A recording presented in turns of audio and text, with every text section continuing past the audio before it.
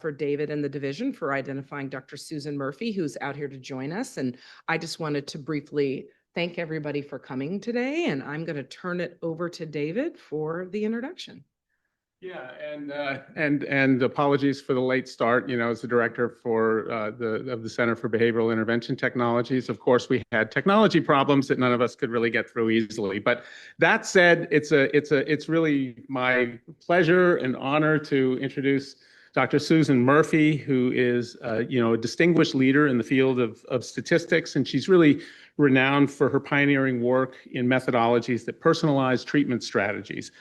She's currently the Mallinckrodt Professor of Statistics and Computer Science at Harvard and the Radcliffe Alumni Professor at the Radcliffe Institute for Advanced Study.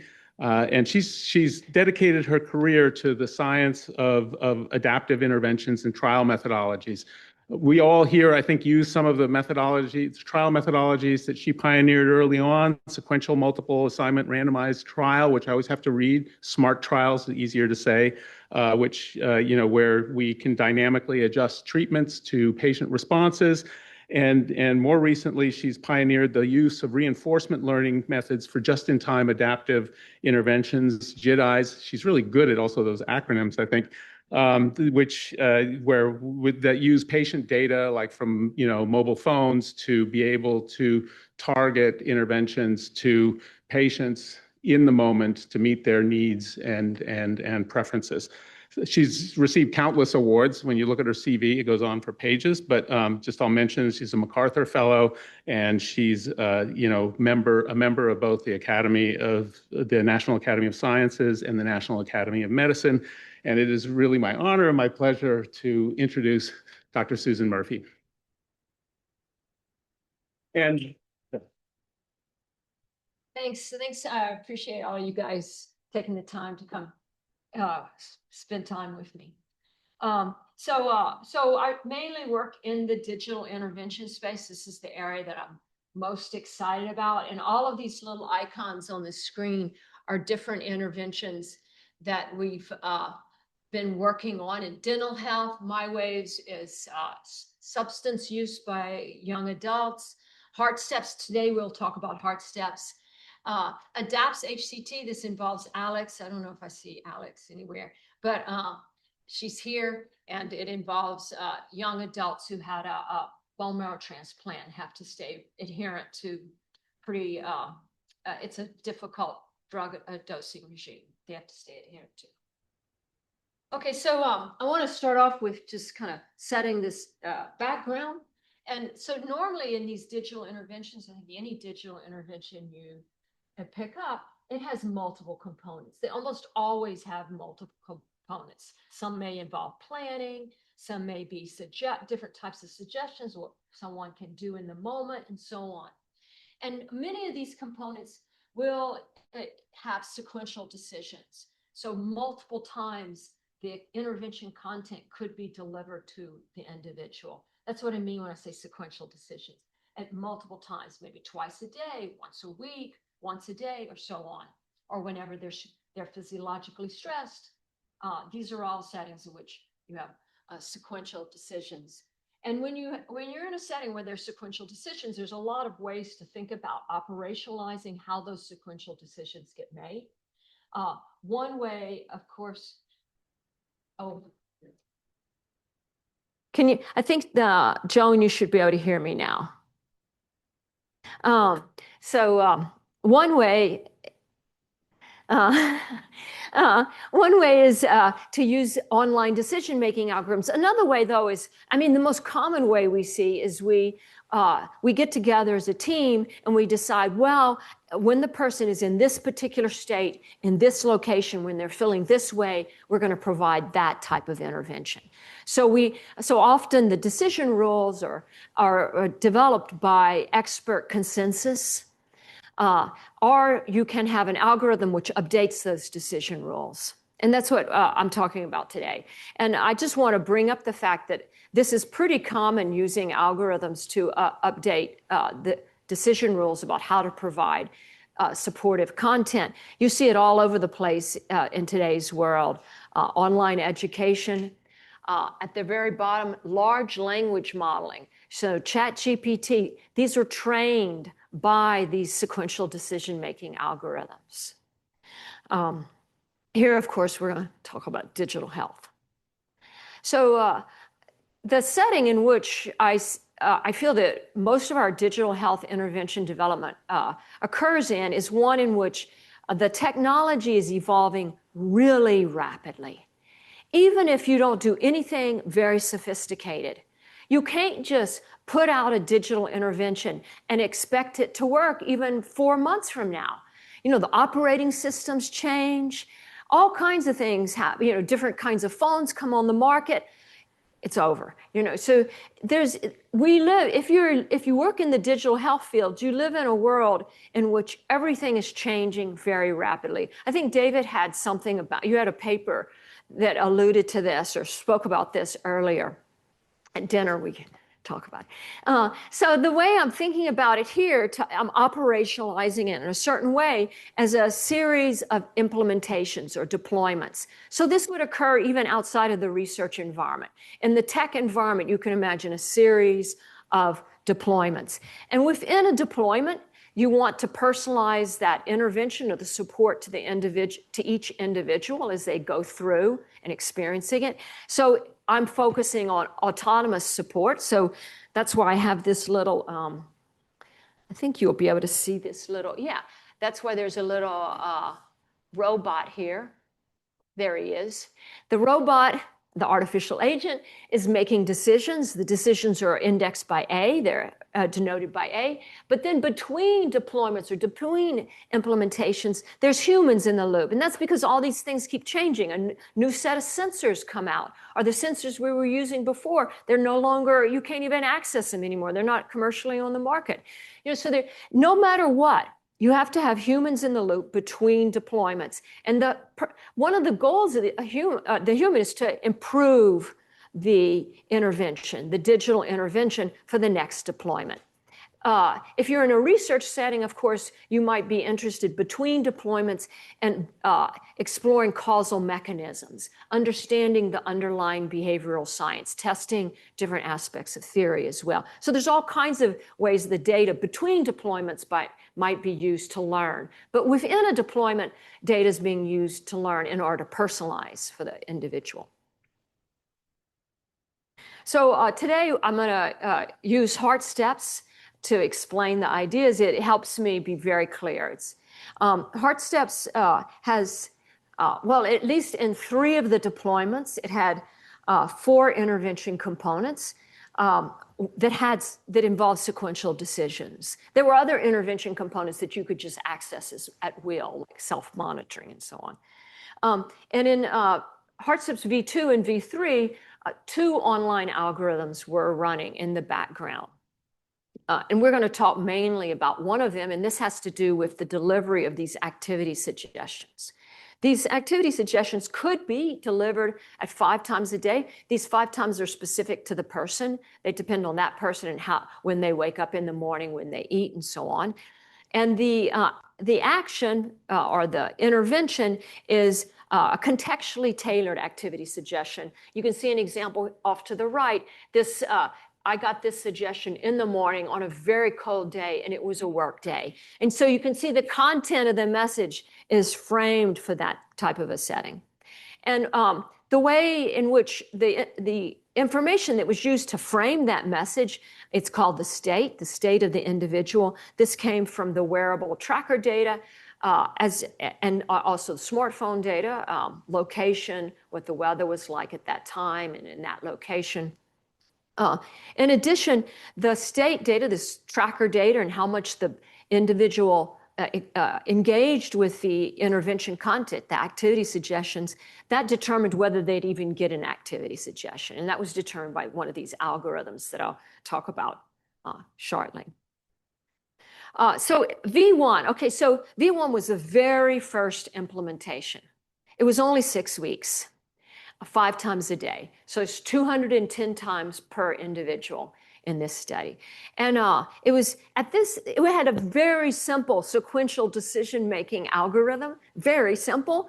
Indeed, there were 3 decisions that could be made at any given time. to either provide a walking suggestion like a 5-minute ask, an anti-sedentary message, just stand up, roll your shoulders, very light ask, or don't bother the person at all. And the algorithm assigned these with probability 0.3, 0.3, and 0.4. Very simple. Very simple. And of course, where did these probabilities come from? Well, there was the notion of how much intervention, how many times do you want to interrupt the person per day on average? And that's where the probabilities came from. So 0.6 probability, you would interrupt the person, and 0.4, 4/10 you wouldn't. So the way in which this algorithm worked, this simplistic algorithm, was it looked first to see if the individual was available. And if the person was available, then it would provide with these probabilities, these different types of messages. So how did it determine availability? If the sensors on the phone indicated that the person might be driving a vehicle, they were deemed unavailable.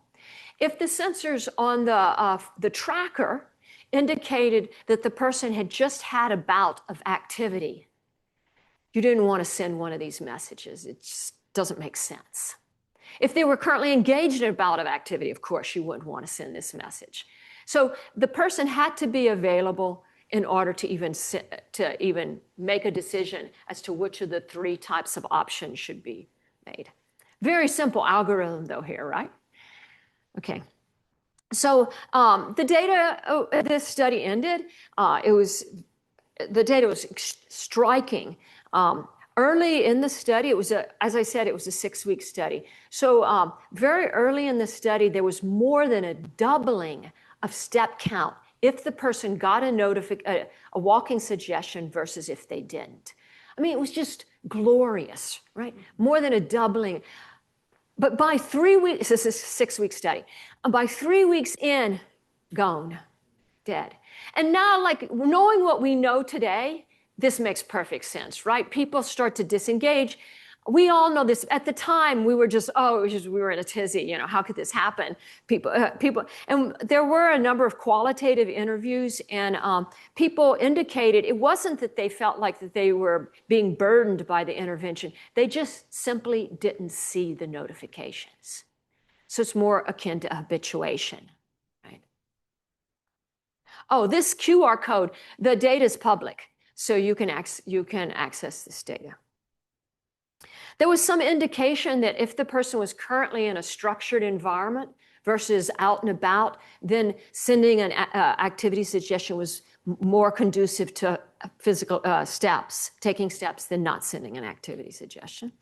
The anti-sedentary messages, no evidence at all that it did anything, okay? Zip, none. I mean, the data, there was nothing there.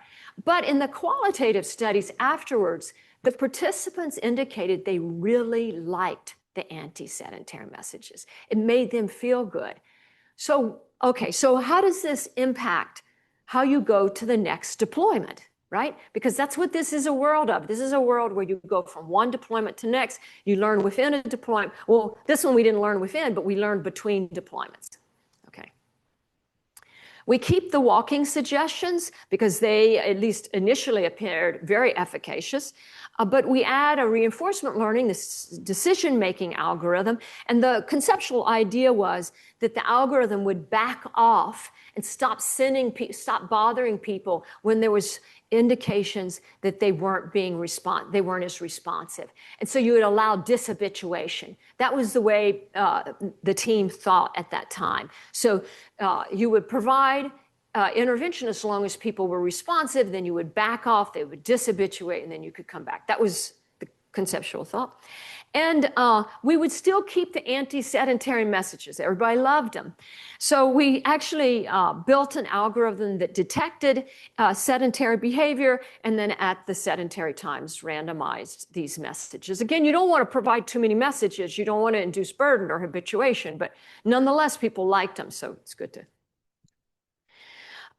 So I just want to talk a little bit about the use of the algorithm that we, and then I'll show you data from the use of that algorithm.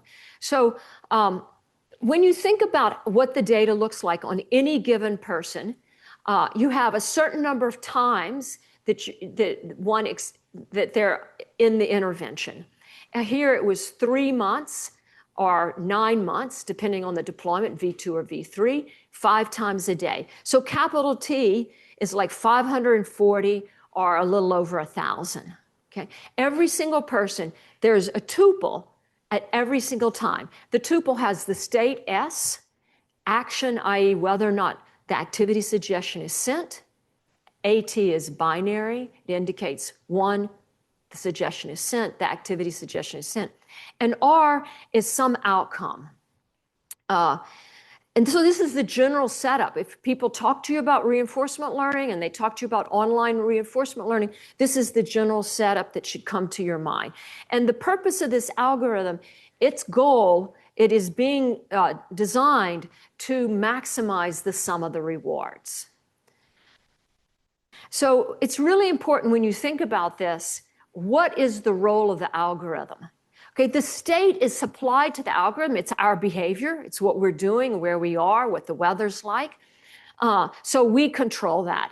But the action, that is whether to send an activity suggestion or not, that's controlled by the algorithm. The algorithm makes that decision. And the algorithm, in response to making that decision, the algorithm gets a reward. So just like in cognitive neuroscience, you and I get rewards, like when I have a nice cupcake or something like that, or I go exercise, I get a reward in my mind. This is a case where we reward the algorithm. We reward it with higher rewards if it selects a good action. It sends the activity suggestion when it's helpful and doesn't send it when it's not. Okay, so that's how you should think of reward. It's a reward for the algorithm, not for the individual, but for the algorithm, for making good decisions.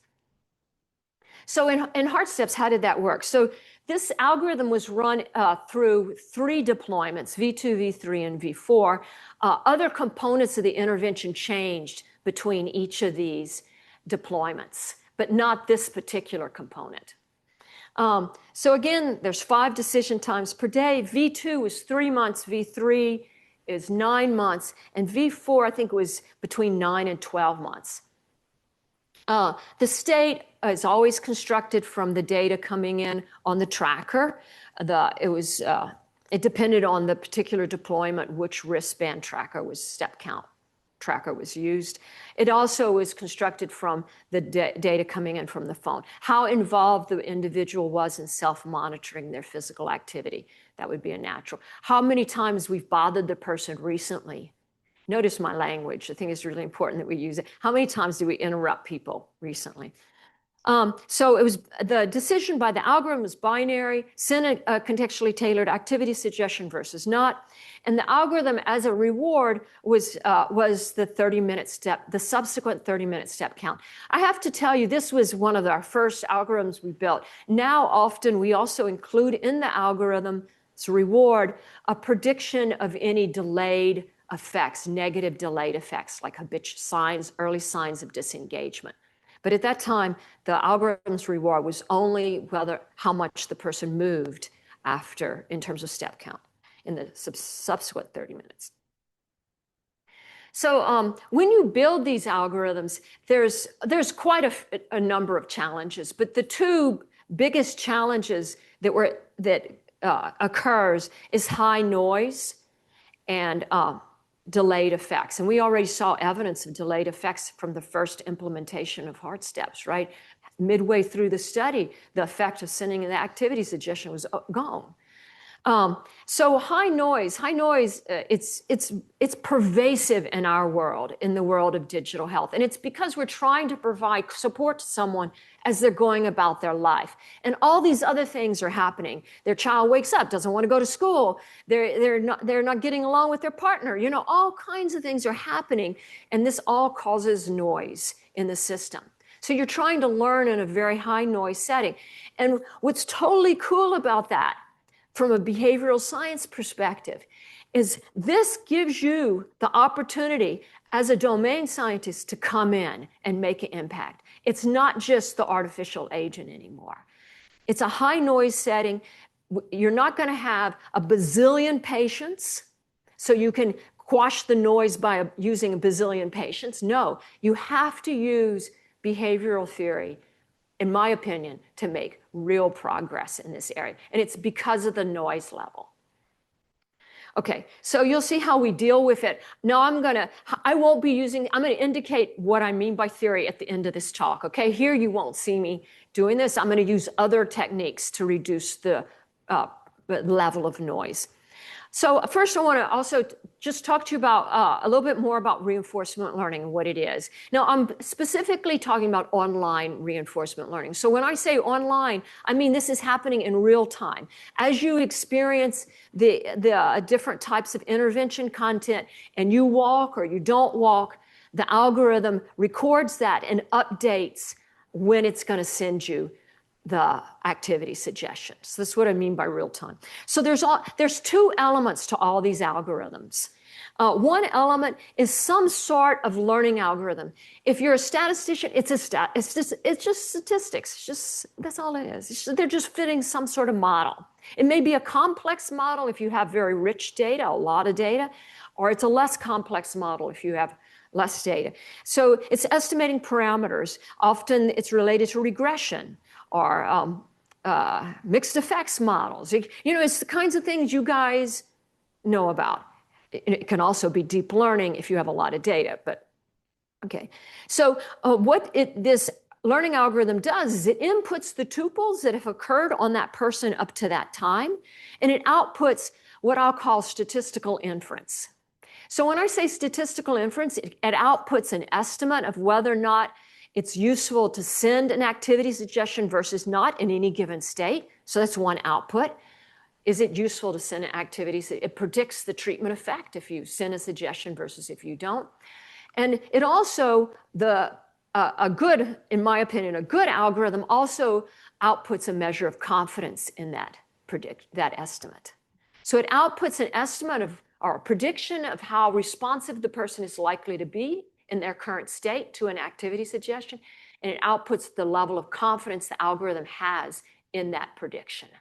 So as you can well imagine, earlier in the study, it's going to have a lot less confidence, right? Because it just hasn't seen as much behavior by that individual.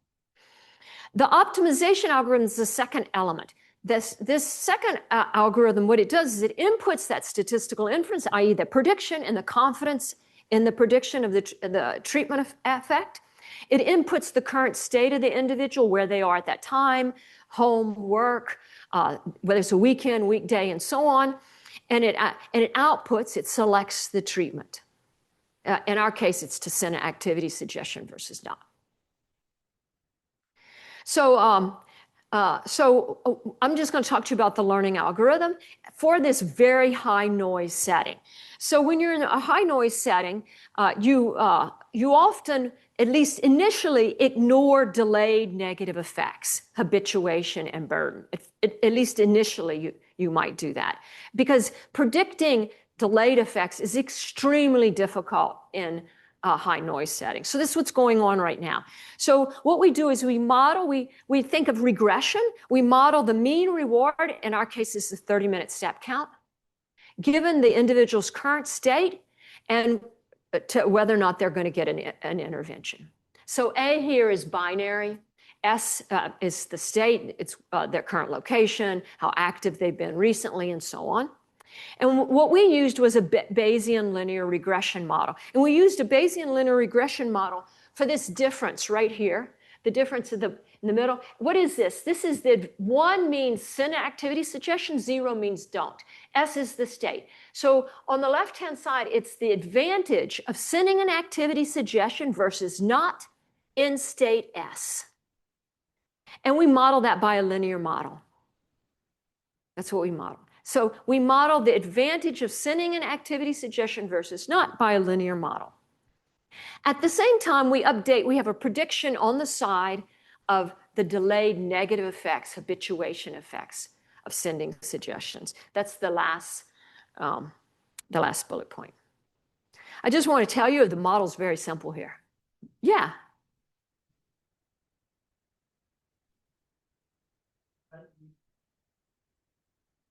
It used for that individual. Yeah, so like if David is in our study, all his data, all his tuples up to that time can be used. Now, often these algorithms are the way in which they're coded into, into the computer, they're coded to be incremental. It just depends on how you manage the data. That's a decision of the software designer. But so often they are incremental. So you already have some information, you have all of David's past parameters you've been estimating up to now, and now you get his new tuple and you produce a new theta, which measures the advantages of sending an activity suggestion versus not. Yeah. In our case, we're using Bayesian statistics. Why are we using Bayesian statistics? Bayesian statistics, it's a very natural way of taking information that you already have on the individual, updating that information, and producing a prediction about the future. The Bayesian way of thinking permeates reinforcement learning. It's often approximate. So I just want to emphasize we're dealing with this noise by having a very simple model. You can see the state features, how the recent doses of all the messages that this person had been sent over the prior week. It was a discounted measure. So more recent measures counted more than less recent. How engaged they were in self-monitoring their physical activity over the prior week. That was a state feature. Their current location and their variation, how variable their physical activity was usually around that time of the day over the prior week. And all of these features were constructed from V1, the prior deployments. So remember, we're on V2. We're talking about the algorithm that was run in V2, V3, and V4. So the building of this algorithm was informed by the prior deployments. So what does the optimization algorithm do? Okay, so I know this is a real technical slide. At least I think it's technical. So I don't know if this is a pointer. Probably not. I'll probably do something really bad if I do. Okay, so I'm going to look at the first bullet point here. So what is this probability? It's the probability of the advantage of sending a suggestion versus not in state S, plus a prediction of the negative delayed effects. And you look at the probability that's greater than 0. So what's the probability that it's advantageous to send a suggestion in the person's state? Does it exceed this threshold? And that's conditional on the data that you've seen from that person up to now. If that probability is high, that means the learning algorithm is telling us, oh, it thinks it's really worthwhile to send a suggestion for that person in this state. If this probability is low, the learning algorithm is saying, oh, no, it's probably not worth it. Actually, the probability gets very low when this prediction eta is negative. In other words, there's so much evidence of delayed negative effects. Even if it might be advantageous in this moment to send that suggestion, it's not worth the long-term consequences. So that's what this probability means. It's an indication from the algorithm of the chance that it's going to make an impact on that individual. So what does the algorithm do? It tosses a coin with this probability on it, and the coin is 1, gives you 1 with that probability, and then it sends an activity suggestion. So you send the activity suggestion whenever this probability is high, and you don't send it with very low probability, you send it when it's low. So I just want to summarize the whole algorithm. It has 2 elements. It had used Bayesian linear regression to learn about the individual, their responsivity to activity suggestions in any given state. And then it also takes the posterior distribution, which is a measure of the confidence the algorithm has, and it does what we call posterior sampling. That's what I showed you last time. It calculates the posterior probability that it's advantageous to send a suggestion in the person's current state. If that posterior probability is high, then with high probability, a suggestion is sent. If it's low, then very, very low probability. So here's the decision rule. If individual state is S, then deliver activity suggestion, it's coded A = 1, with posterior probability, this probability. And that's it. That's the whole thing. Okay, so here's one individual that was in V3. I like to show this figure. So V3 spanned the pandemic, the beginning of the pandemic. So it started in mid-November 2019, and for this person, and it ended early August 2020. So in the middle, in the very middle, you can see around March 20th, March 29th. I'm on the horizontal axis, you can see you don't know what these dots mean, but the pattern is very different. That was when this study was run at Kaiser Permanente in Seattle. And in this mid-March period is when Seattle shut down and everything just kind of came to a halt. Okay, so what does the vertical axis mean? The vertical axis is a standardized treatment effect, okay? It's the algorithm's forecast of a standardized treatment effect. So that's important what I just said, forecast. So dot is a forecast that's made at that time by the algorithm about what it thinks the person's standardized treatment effect will be in that person's current state at that time. It's not what it is, it's the algorithm's forecast. So let's just look at that. High values mean the forecast is pretty high. There's a lot of evidence that the person is responsive to sending an activity suggestion versus not. And low values indicate otherwise. So what we've done is we've color-coded them. The blue dots are when the person is engaged. What that means is they were self-monitoring their behavior a lot on the prior day. And the red dots are when the person wasn't self-monitoring their behavior as much on the prior day. And it's really cool. This particular picture I love this picture. I'll make some negative remarks shortly, but I love this picture because what is this picture? When I saw this picture, I was extremely excited. I thought, whoa, this algorithm has learned that if the individual goes out of their way to self-monitor their physical activity, it is worthwhile. They're receptive. They're ready to be sent messages and they'll be activity suggestions and they'll be responsive. But if they haven't been monitoring, just leave them alone. Just leave them alone. That's the message I got. And it appears the algorithm has learned that. Now on the far right, you see it looks like it doesn't really matter if they're monitoring or not. All of the height of all the dots is pretty high. So it looks like they were responsive no matter what. Yeah. Okay, I just want to show how this translates. It turns out the probability with which the algorithm sends an activity suggestion to the person is a monotone function of the height of these dots. So here's the probabilities. These are the real-time probabilities that this person got the activity suggestion during that trial. So you can see all the blue ones, they're a little bit higher because that was when the person was engaged. That's the probability with which the algorithm sent an activity suggestion. The red ones are lower. Okay. So I want to talk to you about this. And this is related. So like you go back to that last slide and you immediately want to write a grant. And you want to write your grant and you want to put this in your grant and you want to say, I have the algorithm for everyone and they should all use this algorithm because clearly this algorithm has learned that this person is responsive when they're engaged and not very responsive when they're less engaged. I mean, it's glorious, right? Right. Okay, so that's the purpose of this next section. We have to, okay, you'll see. So there's me, except I have brown hair there, and I'm working on my artificial agent. I'm doing a postmortem. It's not really me, it's the postdocs in my lab that did the postmortem, but you get the drift. Anyway, okay, so what did we do? In V2 and V3, to personalize the actions during the Heart Steps trial, each person had their own algorithm running.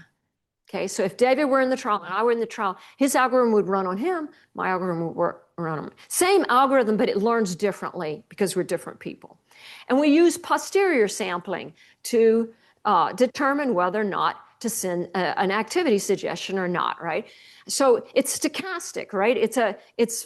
there's this element of stochasticity. If the probability is high, the message is sent with high probability. If the probability is low, the message is sent with very low probability. Is the evidence, is that beautiful figure I showed you that I want to use in my grant applications, is that simply due to stochasticity? So, okay, we go visit Dilbert. Dilbert, he's going to he's taking a tour and he's going to go talk to the random number generator. So random number generators, they're going to generate digits between 0 and 9. Each one has equal probability 1/10, right? And Dilbert goes to the random number generator, that's the second panel, and the random number generator says 9999999. And the question is that evidence that the random number generator is broken, that it's not working? And the last slide, Dilbert's asking, is that evidence that it's not random? And he's indicating, well, you don't know. And it turns out, indeed, you can get runs of 9s just by accident. So what does that say? That figure I showed you could completely be by accident. Okay, so here's two different people from the other person. And here, it's the exact same type of graph that I showed you before. The horizontal axis is their day in the study, it's their time in the study. And the vertical axis is this forecast, a standardized treatment. Again, it's a forecast, right? I neglected to mention something. I'm going to talk about it right now, just to make sure I'm being really clear. So let's focus on the left figure. The algorithm makes a forecast of whether or not it's useful to send an activity suggestion in the person's current state. Then the person either engages in activity or they don't, right? And then the algorithm takes back in that data. And it then updates its forecast for the next time. So there's a feedback loop here.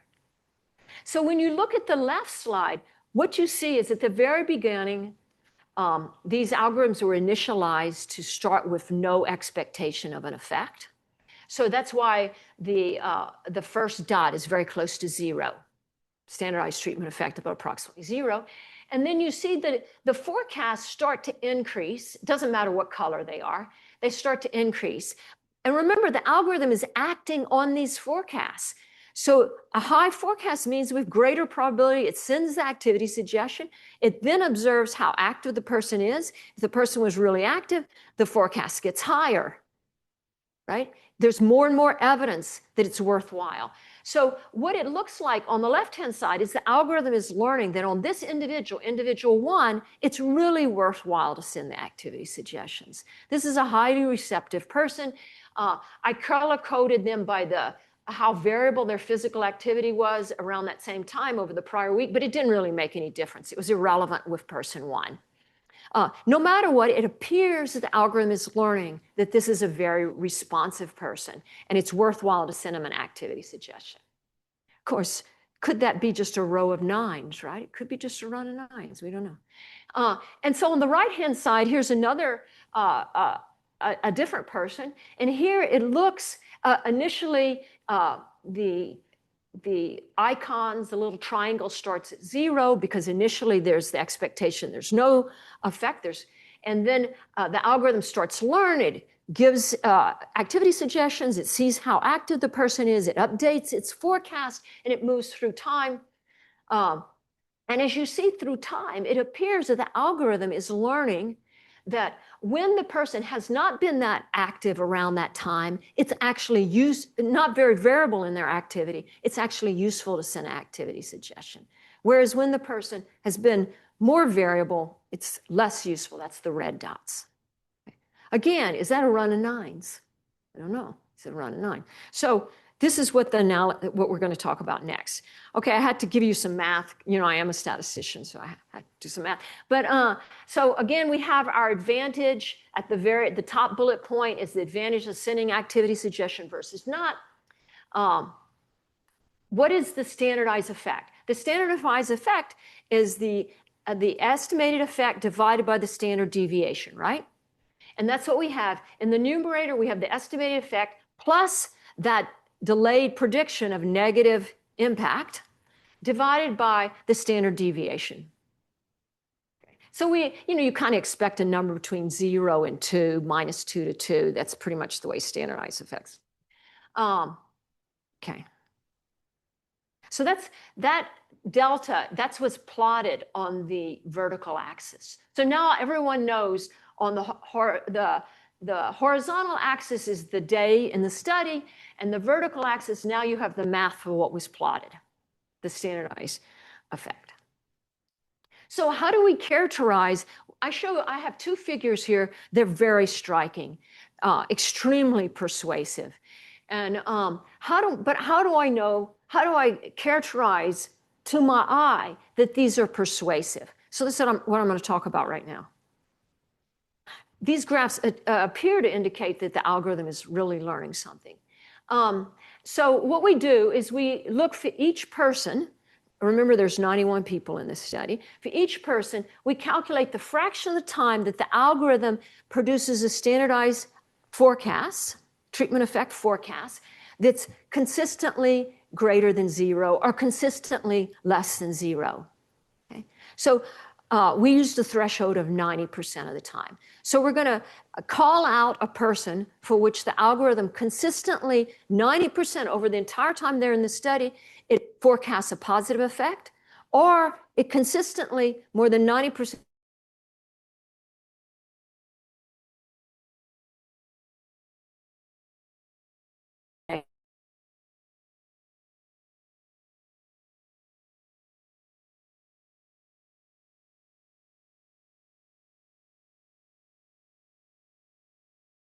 "39 people are similar to person 2, where there seems to be this interaction, this moderation effect.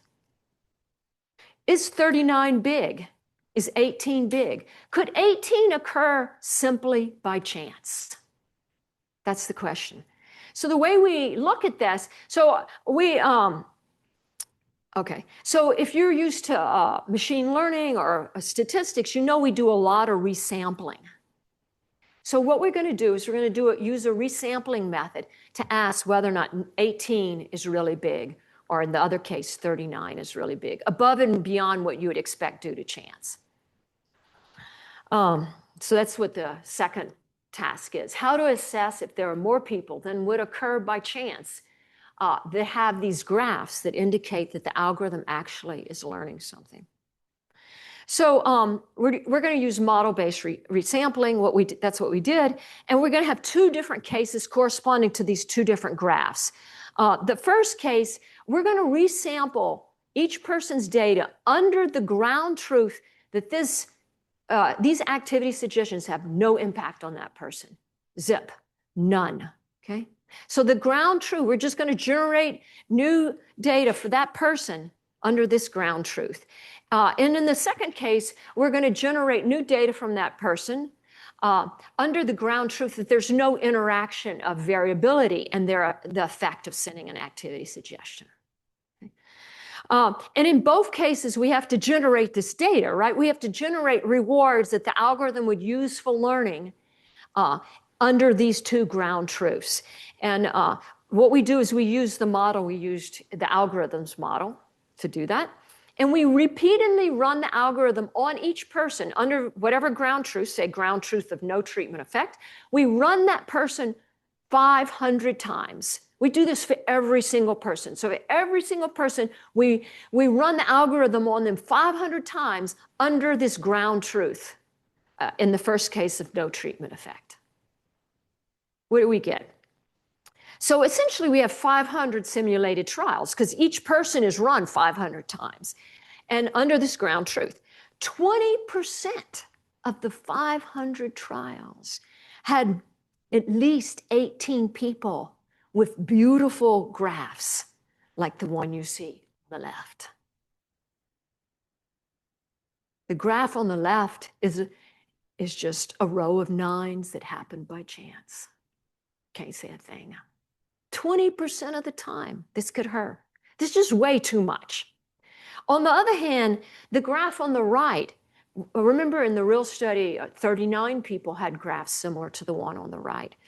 And we simulate each person, all the people in the study, not just the 39, but all of the people in the study, under the ground truth that there is no evidence, there's no interaction at all, that you wouldn't see this divergence for the blue and the red. And it turns out none of the 500 produced 39 or more people. So so this is exploratory data analysis. This is not a confirmatory. We're not doing confirmatory analyses. There's totally different kind of analyses for confirmatory analysis. But this is evidence that perhaps, yes, indeed, the algorithm did learn something. There's way too many people for whom the algorithm behaved in this way. If the ground truth was that it didn't really matter whether or not the variation, your responsivity in terms of your variation in prior physical activity. Okay, so now we got a grant to go to the 5th implementation, the 5th deployment of Heart Steps. It's through Michigan, so it still exists. It's not through Harvard. So I just want to talk to you about this. So remember that figure we had. I just want us to all remember, this is an area where technology changes very fast. The algorithm, the ORL algorithm, is learning within an implementation, but between implementations, there's learning. Behavioral scientists learn. I did these exploratory data analyses and so on. Okay, so the next Heart Steps has this new way of thinking. We're still going to give people activity suggestions. That's one on the left, but they're different. Now the activity suggestion is going to be tied to something that makes you feel good. So, okay, so I get a notification. I got this notification at the end of May, just like a couple of weeks ago. I get this notification, and then I click on it, and I see this little elephant, and it's not. I haven't gotten it. I have to get it so that it works. It's a movie, but the little elephant is running around in pink tennis shoes. It's hilarious, and so the whole idea here is that every time I get an activity suggestion, I get something that gives me a pulse of happiness, a little pulse of joy, right? And then, okay, and this will only go 2 times. At most, there's only 2 decision points. We went from 5 to 2. This is the decision between deployments. And then now, once a day, I may get a message that tries to help me think about how I feel when I go for my walk. Okay, so there's a whole science behind this. There's a whole theory behind this. It's called ART. Do you know what ART stands for? I can't remember what ART stands for. Reflective processing. It's about effective associations, effective valuations, and effective attitudes. So if effective valuations, this is an in-the-moment feeling of trying to feel good about an idea. So I say something. So David's in our study. I say, oh, I have an idea for a walk, and he immediately feels good. That's the goal here. And effective. What was the other one? Attributions. This is slower. This comes about and requires more cognitive processing. And the second message is to induce that cognitive processing. Okay? The individuals that'll be in this trial will be people who had a severe cardiac event. They're now going into cardiac rehab. And for the most part, they're extremely sedentary people, and their view of physical activity is extremely relatively negative. So the whole goal is to help them change their perception of going for a walk in the moment. They immediately would feel better. And then also to reflect on that so they, longer term, they feel intrinsic motivation. Okay, so this is a really hard task to learn how to personalize in real time. And so here's where the behavioral science really has to come in, because this is going to be over a year. It's going to be very difficult from the algorithms, a personalization point of view. So because of the high noise. So what we're going to do is we have to think and our goal is maintenance of physical activity, not this 3-week thing and then everything goes down the tubes, but maintenance. So how do you use behavioral theory to enable an algorithm to personalize? You enable the algorithm to focus on long-term maintenance as opposed to focusing on getting you to walk in the next few minutes. So this is a causal graph, and it's a very simplistic one, and I just want to talk to you about it, but this is where we're going. Our team is going, so how do we use theories and causal graphs? We have to work together to form these causal graphs. It's not you can't just write them out. They're not trivial. And then we build the algorithm using this graph. We'll make it robust to mistakes, but okay. I just want to talk to you a little bit about this. I don't know if I'm on the slide. I've lost. But anyway, so R is effective associations. And what's really interesting here, at least my understanding from reading the papers in this field, is that if you can change people's first of all, it's very difficult. Effective associations do not change quickly. They require repeated exposure to change. This is interesting. That's number one. Yeah, and if you are able to change them, then you have much more intrinsic motivation, and people then can handle all the bad things, like if they sprain their ankle or the weather changes, and they can bounce back to physical activity. So R is effective associations. And R is it can only be at most measured once a week, if at all, because it changes so very slowly. But during the week, twice a day, that's the A's, we could send them a little message with the little stimuli so they feel good when they think about physical activity. And M is the mediator. These are all causal paths. So M is their behavior in the near time, in the next subsequent 4 or 5 hours, that would indicate that they are in fact changing their effective association. So like, do they respond? Do they go? And then, okay, so that's going up to effective associations.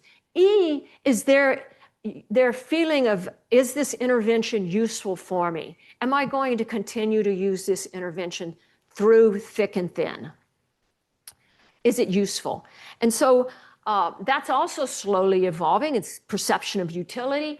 And N indicates how engaged or signs during the day, or that they perceive this as a useful intervention. So we'll be able to measure M and N. We'll be able to sense it or record it from the phone. C is the context, the weather, and stuff like that, location, blah, blah, blah. Anyway, how do you even do something like that? This is the big challenge. This is what we're working on right now. There's other things. Okay, I just want to thank everyone that was on our team. This type of science requires a lot of people. Behavioral scientists play an enormous role. You see Pedja off to the right, he's in HCI, but we have software engineers. I have Anna is a computer scientist, Kelly's a computer scientist. I have pictures of all kinds of people here, statisticians. Everybody has to get together. They have to communicate effectively to be able to do something like this. Thank you.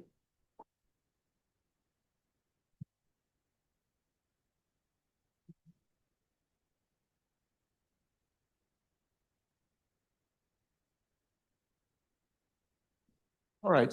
Okay. So we'll take a couple of questions and then go out to a reception. Yeah, Leah. Thanks for, oh gosh. Whoa. Well, it was intended to be a big thank you, so I guess it came out that way. No, thank you for a really interesting and engaging talk. I'm still sorting through the models in my head, and I'm sure I don't understand them at all, but my question is about people who have very habitual behavior. For instance, who always take a walk, let's say at 11:30 in the morning after doing something for 2 or 3 hours. Can the model learn to say, oh, I should give them a nudge at 11:15 and look, they always go take that walk. Or how do you protect against that? Or how do you sort of disentangle that from the effect you're getting? Right. So the positive delayed effect of this intervention should be habitual behavior. So the goal is that eventually, oh, it should be on. Oh, it is on, but maybe it's not coming up. Yeah.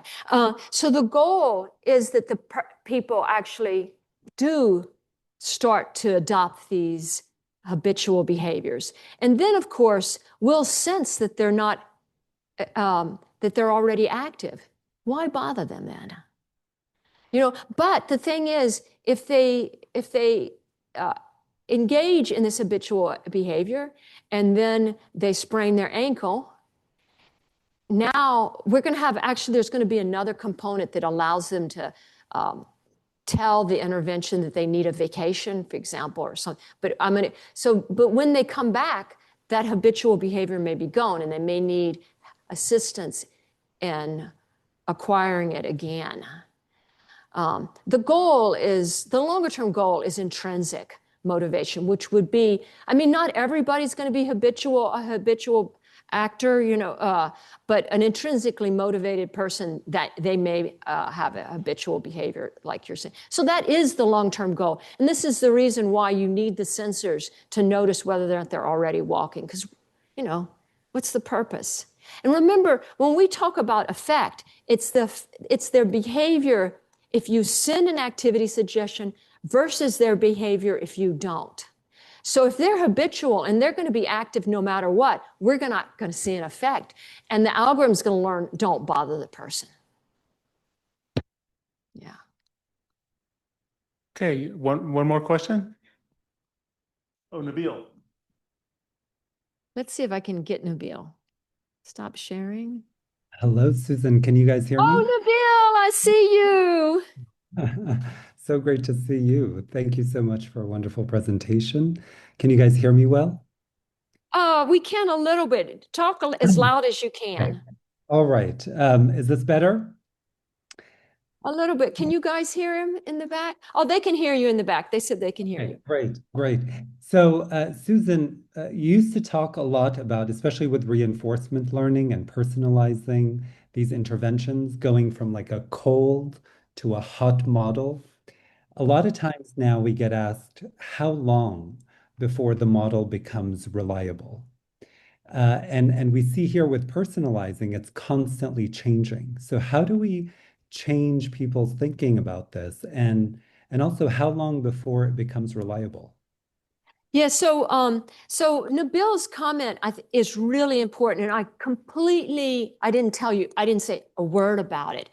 And so with these algorithms, now Nabil, you'll have to tell me, I don't know how to look into your face, so I'm just going to look somewhere and you're going, but anyway, so with these algorithms, it's absolutely critical that you warm start them, that you initialize them appropriately. Okay. You don't this is not ad placement. This is not the game we're playing. There's too much noise. So enormous amount. So these are Bayesian algorithms, right? Or approximately Bayesian. So the construction of the prior is a big deal. So actually it takes us about right now. So we always use data from prior implementations to construct the prior. Unfortunately, that data is always somewhat impoverished because the sensor changed, or because pJITAI, in this particular case, changes one of the actions, one of the treatments, or something like that. And so it'll take us about, we're not in industries, and we're a small shop. So it takes us about 6 months to develop the prior.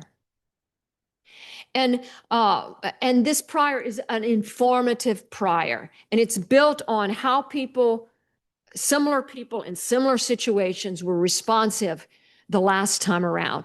But it also, because it's impoverished, the data is impoverished that we have to learn that prior. I'll ask pJITAI, what kind of a standardized effect size do you think might occur in this particular state? And so we build all these digital twins for the subpopulation, And the reason why I say twins, multiple twins, is because so one of the digital twins we're building now is based on that graph, that causal graph that I showed you. And then another digital twin, and it's informed by prior data, another digital twin will look and say, well, we believe that we left off this arrow, but we really should have. So that digital twin will have some connection between variables that were not in the first digital twin. And we'll have different levels of heterogeneity in the subpopulation. Because remember, our digital twins are digital twins of a subpopulation. They're not of an individual, they're of a subpopulation, people coming out after a cardiac arrest, for example. So we'll have, like, the last 2 times we've gone into the field, not in heart tests, but in other studies, we'll have about 6 or 7 digital twins, test beds, and then we'll have around 6 or 7 reinforcement learning algorithms. And they compete with each other across. And the one that looks pretty good across all the test beds is the one we deploy. And it's all about, and so the prior comes in that. So the variance of the RL algorithm, or how much information do you put in that prior? Because if you put false information, it's going to delay the time till it learns. But the better the quality information we can garner from the prior deployment, the faster the algorithm can learn. That's the whole game we're playing, is utilize the fact that this is a world in which technology changes very fast, and whether you like it or not, you're going to have to redevelop this intervention regularly. So we're going to redevelop the algorithm at the same time. We're going to warm start that algorithm. Yeah. I don't know, Nabil, if that's... That was perfect. Thank you. Thank you, Susan. Yeah. All right. Well, thank you very much. Thank you, Susan. It was fantastic. And thank you all for coming. And I believe that there are refreshments outside. Is that right? Thank Okay. you.